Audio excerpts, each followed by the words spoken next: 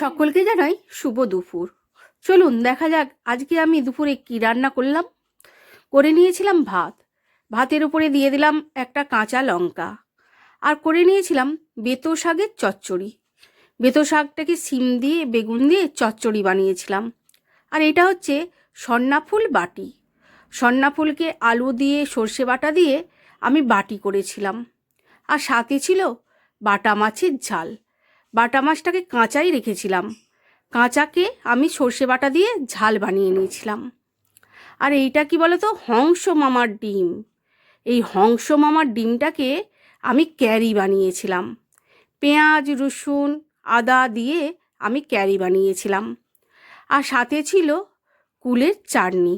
এখন তো খুব কুল পাওয়া যাচ্ছে, তাই আমি কুলের চাটনিটাই করে নিলাম। আমি চিনি দিয়ে কুলের চাটনিটা বানিয়েছিলাম।